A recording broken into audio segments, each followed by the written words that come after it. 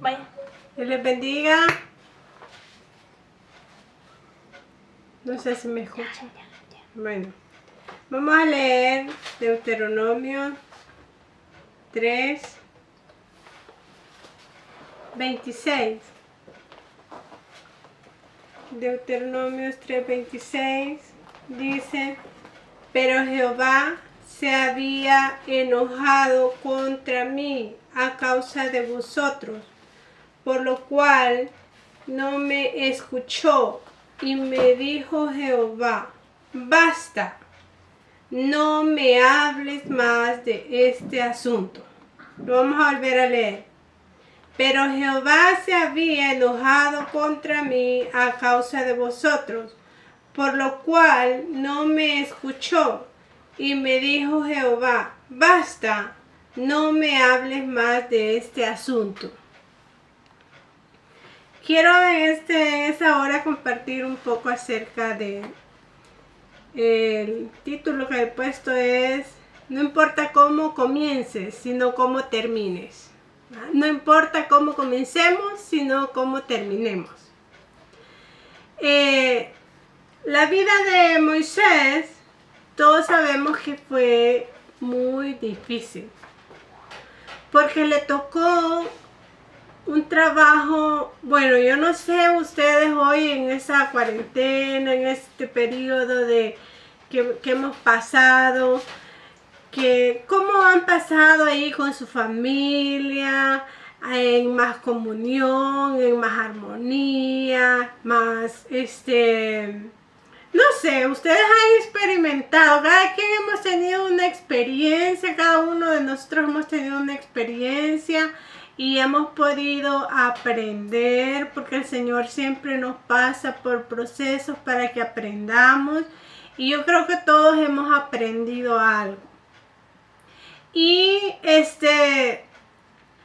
hemos aprendido a estar más unidos, pero también hemos aprendido a ir sobrepasando dificultades. Todos hemos pasado muchas dificultades, o sea, hemos estado en un proceso, pero en el medio de ese proceso han venido series de ataques. Yo no sé si ustedes lo han experimentado, pero yo sí he podido ver cómo hemos pasado por diferentes ataques que el enemigo ha puesto en el camino en este periodo de tiempo hasta el día de hoy. Pero les digo que el Señor nos ha sacado con bien en victoria hasta este momento. Esto quiere decir de que nosotros estamos aprendiendo y mejorando cada día. El Señor, los ataques del enemigo, las pruebas, las dificultades que pasamos, el Señor las permite para que aprendamos algo. Nuestra familia ha pasado momentos difíciles, y yo creo que algunos de ustedes también han experimentado momentos duros, y yo los veo como ataques del enemigo. Pero sí les digo que el Señor nos ha ayudado a salir adelante. Estamos en victoria, podemos decir que estamos en victoria. Y la Biblia dice que el Señor nos va a llevar de victoria en victoria. Pero para llegar de una victoria a otra victoria, hay que pasar un proceso. Para decir yo estoy en victoria es que pasé en una guerra, pasé en una batalla y ahora estoy en victoria. Entonces, si vamos a ir de victoria en victoria, quiere decir que vamos a ir de ataque en ataque que el enemigo nos va a poner. Entonces, ¿cómo lo vamos a sobrepasar? Depende de nuestra actitud, depende de nuestra forma de ver el ataque, de cómo vamos a ver, o sea, a la persona o al problema o a la enfermedad o a la escasez que está llegando, cómo la vamos a ver y la vamos a enfrentar. Entonces, este hermano Moisés tuvo muchos ataques del enemigo en el proceso. ¿Cómo comenzó? Él comenzó como un asesino, ¿verdad que sí? Todo el mundo lo veía como un asesino. Entonces él tuvo que escapar al desierto. ¿Para qué? Para que el Señor le enseñara y él aprendiera algo en el desierto. Entonces ahí estuvo él aprendiendo. Entonces ahí en el desierto él estuvo aprendiendo y luego el Señor lo llama. Pero después que lo llama, ya él ya tiene familia. Entonces y lo llama a que vaya a hacerle un trabajo para el Señor. Entonces en el camino va con su esposa cuando el Señor le sale el encuentro. Y la esposa ve que el Señor viene para matar a Moisés. O sea, lo interesante es que como la mujer sabe que Dios viene a matar a su esposo. Entonces, y lo extraño es que Moisés tiene una palabra de que va a ir a libertar al pueblo. Pero ¿cómo es eso? Que va a ir a libertar al pueblo, pero viene el Señor y lo quiere matar. Entonces, pero la esposa de él se pone lista y dice, voy a circuncidar a nuestro hijo. Porque el problema aquí es que tenemos una cuenta pendiente con el Señor y el Señor quiere que yo obedezca. Entonces, ella no quería someterse a las leyes del pueblo de Dios. Entonces, ella no quería circuncidar a su hijo.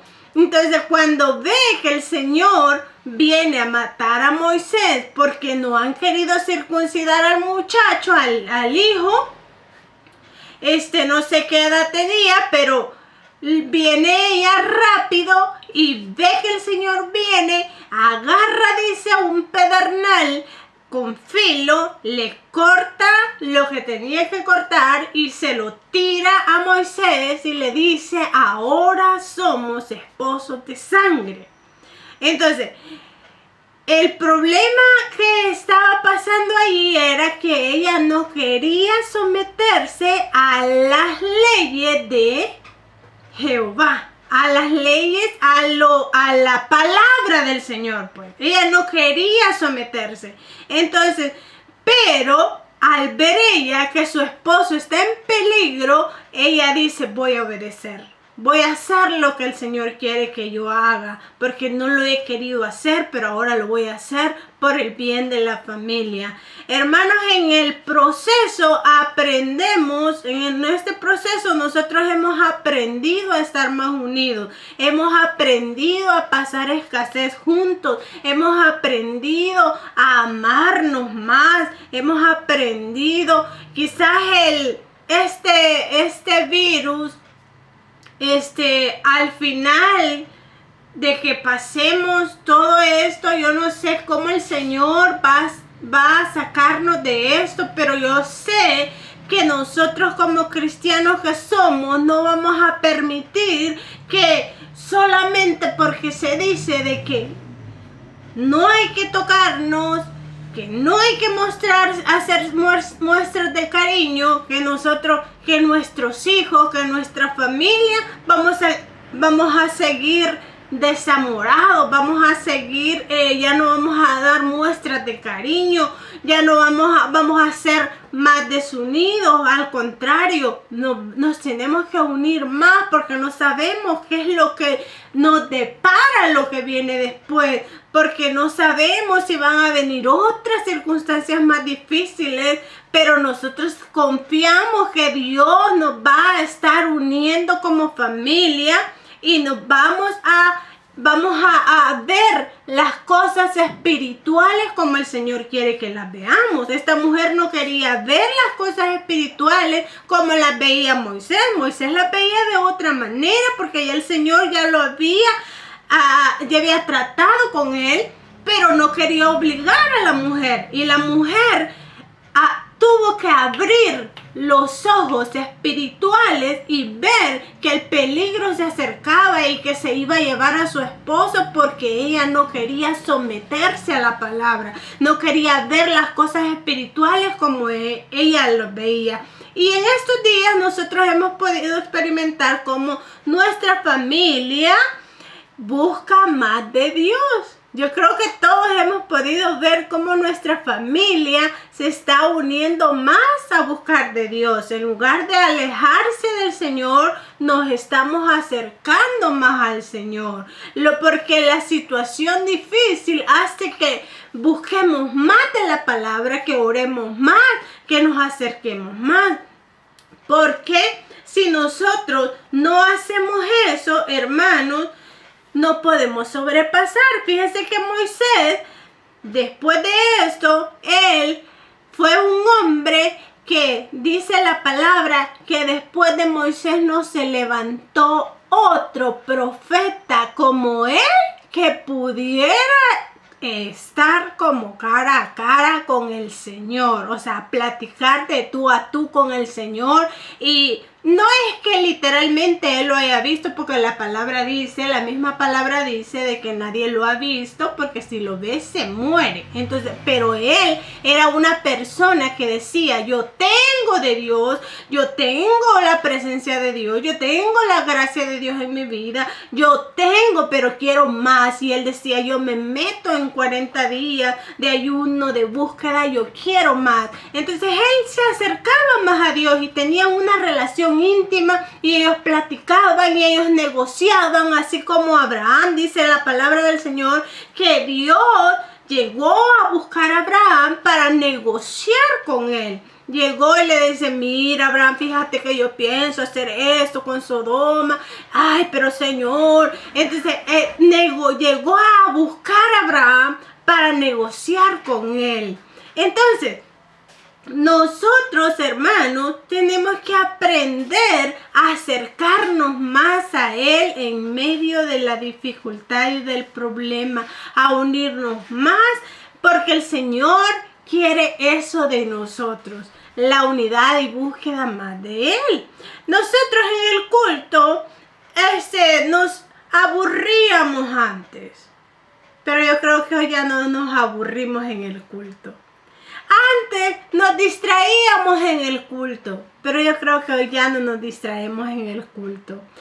Antes llegábamos y veíamos: ay, ve cómo está predicando, ve de lo que está hablando, ve, y examinando que el pastor, que lo que está predicando la hermana, pero ahora ya no, ahora nos concentramos más en la palabra, en lo que están diciendo, qué puedo aprender, en qué me puede ayudar, esto me puede servir, qué no me sirve, qué sí me sirve, pero lo vemos desde otra perspectiva, no como antes que llegábamos al templo solo a distraernos muchas veces, porque hay veces que llegábamos al templo solo a distraernos y a dormirnos quizás. Pero ahora no. ¿Por qué? Porque estamos en una situación crítica, porque estamos en un momento difícil en el cual no nos permite distraernos en el mensaje, en el cual nos permite someternos más. Dicen después en segundo libro de Reyes, dice que ahí está una historia, Segunda de Reyes 3, es una historia muy larga. Pero dice que el hijo de Jezabel y Acab quedó reinando. Y cuando él reinó, un rey se le quiso zafar de no darle como decir, el impuesto. El impuesto. Entonces, el impuesto que cobraba Jezabel con Acab a este país era muy grande. Pero el poder que tenían ellos, porque Jezabel, hermanos, terminó, todos sabemos que comida por los perros. ¿Por qué? Porque ella era una a personas que hacía oraciones, pero no las hacía, y ayunos no las hacía para Dios, sino que las hacía para el enemigo. Ella hacía para matar, ella ayunaba. Dice que quería quitarle la viña a Nabot, y entonces dijo: ayunemos y calumniémoslo y levantemos y lo matamos. Vamos a ayunar para matarlo. Entonces ella adoraba a Satanás. Entonces este lugar también era adorador de Satanás. Pero ¿quién era más fuerte? Era más fuerte la Jezabel con su esposo. Entonces el otro no tenía valor de zafarse. Cuando su hijo llegó, dice la palabra que su hijo fue un poco diferente, porque le bajó a esa adoración.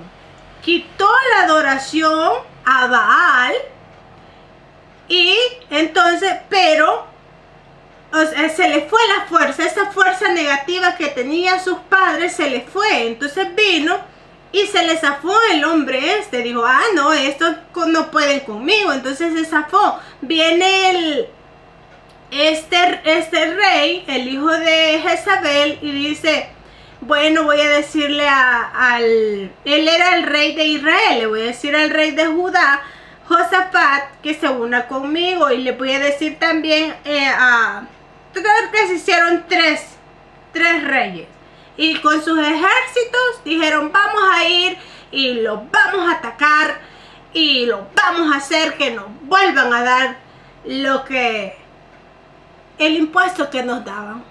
Entonces se van, y en el desierto quedan sin agua, y dicen, Josafat le dice: mira, le dice, ya nos quedamos sin agua, ya no hay agua para los animales, ¿qué vamos a hacer ahora? Consultemos a Jehová. Entonces dice: bueno, ¿y a dónde vamos a encontrar uno? Ah, dice uno de los mismos de Israel. Ahí está Eliseo. Ahí está Eliseo. A él podemos consultar. Consultémoslo pues. Y se van. Y cuando Eliseo ve que viene el hijo de Jezabel, se enoja tanto y le dice: ¿qué estás haciendo aquí en mi casa? Yo estoy parafraseando, pero ahí la Biblia dice: ¿qué tengo yo contigo?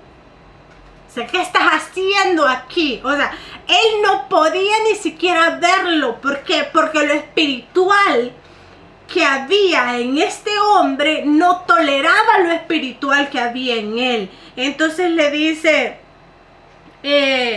Joram se llamaba, el hijo de Jezabel. Entonces le dice: ¿qué estás haciendo aquí, Joram?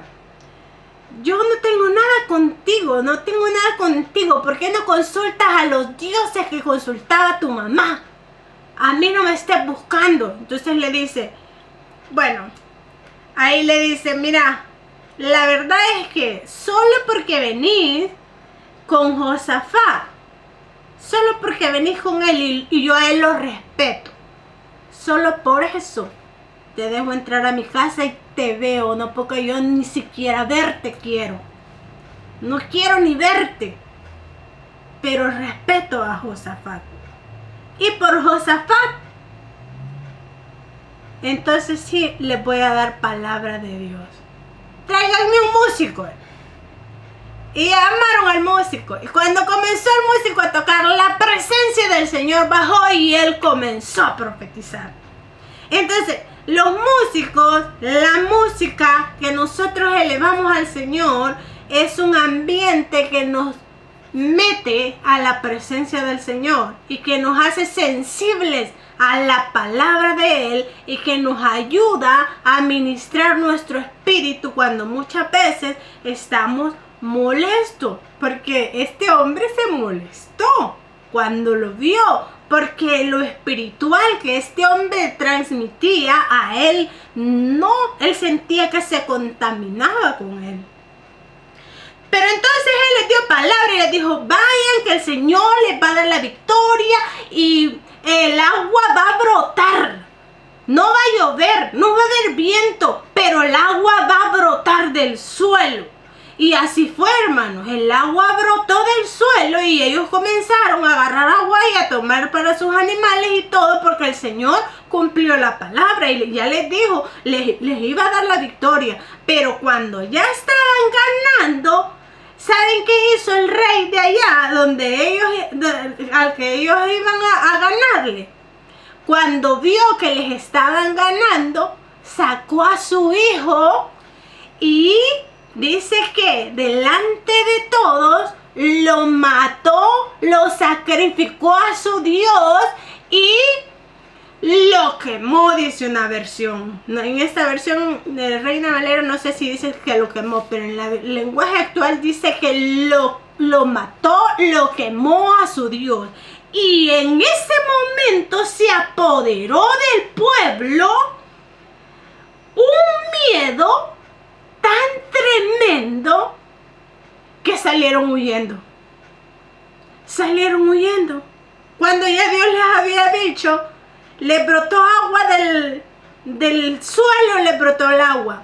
Cuando venían a amenazarlos, ya el Señor les había dicho de que ellos iban a tener miedo y que en lugar de agua vieron sangre y la cuestión que el Señor les estaba dando la victoria. Ya les había dado la palabra que les iba a dar la victoria.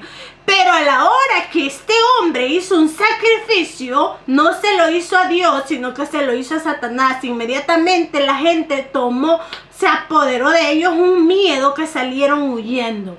Entonces, ¿qué es lo que les quiero decir con esto? Que el enemigo quiere destruir el propósito y la palabra que Dios le ha dado a usted y a mí. El enemigo quiere ponernos miedo. Yo no sé cuántos de ustedes tienen miedo ahora del virus, de que me voy a enfermar, que si no me pongo la mascarilla, que si me tocan, que si aquí, que si allá. Yo no sé cuántos tienen miedo ahora. Pero el enemigo quiere que tengamos miedo. El enemigo quiere que nosotros nos amedrentemos. Que digamos, ay, se me va la fe, se me va la fe. Y a mí me gustaron las palabras y la oración que dio Ronaldo. ¿Por qué? Porque él dice en su oración, él decía en su oración, el Señor nos ha protegido a todos aquí en la casa. Yo no sé cuántos pueden decir el Señor nos ha protegido aquí en la casa, pero yo sí puedo decir el Señor nos ha protegido aquí en la casa.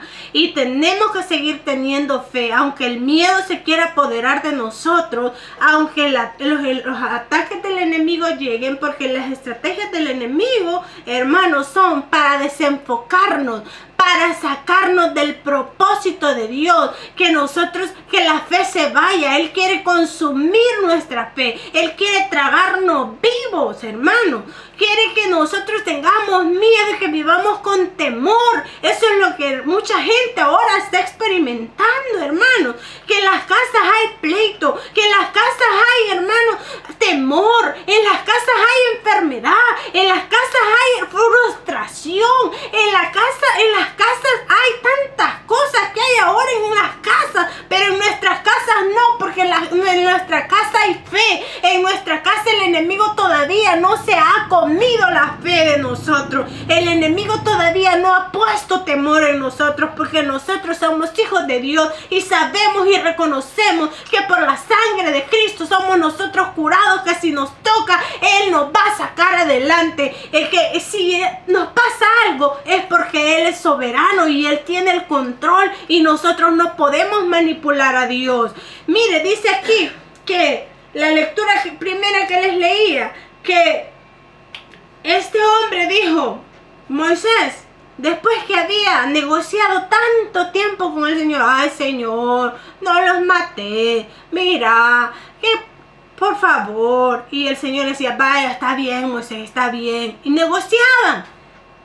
Pero ese día ya no pudo negociar y le dijo, cállate, no quiero que me sigas tocando este asunto. ¿Cuál asunto?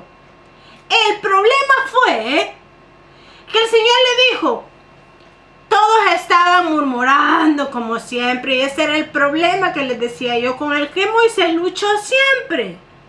que el pueblo era una cantidad inmensa y muchas veces nuestra familia nos cuesta controlarla, y ya no digamos controlar esa cantidad de gente que llevaba tan negativa, tan que hablaba cosas o sea, vivían solo por milagro. Hermano, no podemos vivir adorando a Dios solo por un milagro. Tenemos que adorarlo por lo que Él es, porque Él es grande, porque Él es creador, porque Él es poderoso, porque Él es soberano. Por eso tenemos que adorarlo. No tenemos que adorarlo solamente por un milagro. Tenemos que adorarle todos los días con pasión, y ese es el propósito que el Señor con el que nos ha creado, que le adoremos con pasión por lo que Él es, no por un milagro, porque si Él no le hace el milagro, entonces usted se va a ir, porque usted está por un milagro.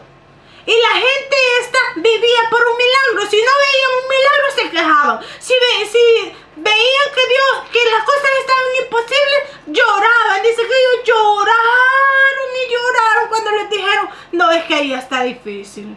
La tierra prometida, ay, esa gente son grandes. Y lloraron y lloraron. ¿Por qué? Porque, hermano, entre ellos se desanimaban. Nosotros no podemos desanimarnos entre nuestra familia. Tenemos que darnos palabras de ánimo, palabras de aliento entre nosotros. En lugar de que nosotros nos desanimemos los unos a los otros en nuestra casa, tenemos que darnos palabras de fe, palabras de ánimo. No desanimemos a nuestros hijos. No les digamos, ay, miren, no, dígale, oremos, hijos, sigamos creyendo, el Señor está con nosotros, Él nos va a sacar adelante, sigamos creyendo. Esas son las palabras que tenemos que darle a nuestros hijos, a nuestra familia, o nosotros como hijos a nuestros padres. Y dice de que este hombre, hermanos, tuvo que luchar con esta gente, y esta gente era negativa. Si no veían un milagro, se quejaban contra Dios. Si no veían un milagro, si veían que Él no aparecía, hacían un ídolo. Ellos eran negativos.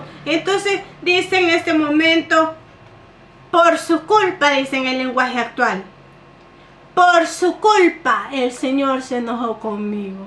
¿Cuántas veces ustedes les han dicho, o a nosotros como padres, les hemos dicho a nuestros hijos, o a nuestro esposo, o el esposo a la esposa, por tu culpa estoy enojado, por tu culpa estoy en la situación que estoy, como Adán, es que la mujer que me diste por la culpa de ella?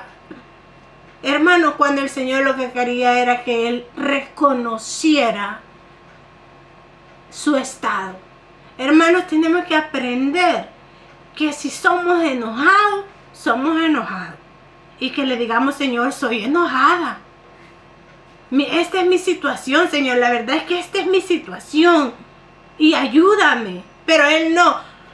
Y Eva, la serpiente. La serpiente no tuvo a quien culpar. De ahí los otros, cada quien culpó al otro. Hermano, no podemos ir culpando por la vida a la gente. Hermano, no podemos ir culpando a los demás por lo que estamos pasando, por el enojo que tengamos, por la amargura que tengamos, por la envidia que tengamos, por los celos que tengamos, por lo que sea que tengamos. No podemos culpar a los demás por lo que nosotros somos. Tenemos que ser responsables de lo que somos y decirle, Señor, yo soy así.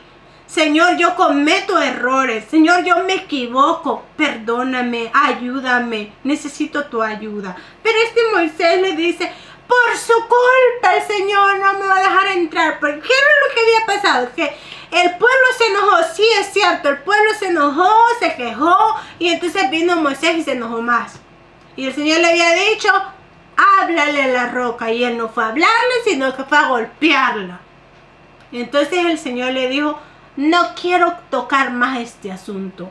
Hermanos, cuando nosotros llegamos a un punto de no reconocer que nos equivocamos, que cometemos errores, hermanos, el Señor se molesta.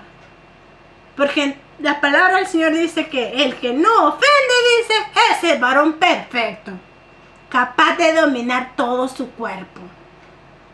O sea, todos, hermanos, nos equivocamos. Tenemos que aprender a pedirle perdón al Señor. Y bueno, pues si hemos ofendido a alguien, digámosle, mira, discúlpame. Si no tenemos el valor de decirle, perdóname. Porque muchas veces ofendemos a nuestros hijos en medio de la crisis, en medio de la desesperación. Ofendemos y no tenemos valor de decir, discúlpame. Hermanos, el Señor quiere que aprendamos nosotros a vernos en nuestro interior y decir, Señor, tengo un problema, ayúdame. Me enojo muy rápido. No es que me enojen los hijos, no es que mis hijos me enojen, es que yo me molesto. Yo soy muy enojada, rápido me enojo, Señor. O tengo este otro problema. El Señor, eso es lo que le gusta, que nos reconozcamos delante de Él, que nos equivocamos, que cometemos errores, todos cometemos errores. Y los hijos tenemos que reconocer de que nuestros padres no son perfectos y que también no vamos a encontrar padres perfectos, que padres perfectos no hay. Y hijos perfectos no hay tampoco. Así que es necesario que vengamos delante del Señor unidos y oremos y le digamos al Señor, Señor, yo tengo un problema y necesito que me ayude.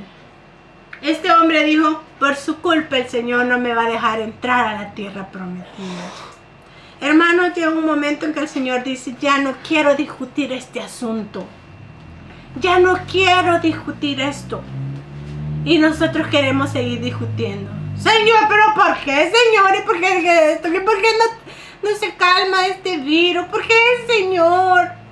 Y el Señor dice, no quiero discutir este asunto. No quiero discutirlo.